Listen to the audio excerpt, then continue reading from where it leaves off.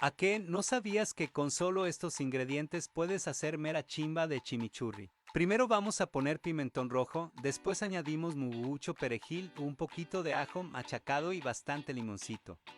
Para terminar añadiremos bastante aceite de oliva y ahora sí, bate que bate el chocolate. Cuando esté listo, ajustas el punto de sal a tu gusto. Y ahora sí a disfrutar con carnita o con un choripán bien deli.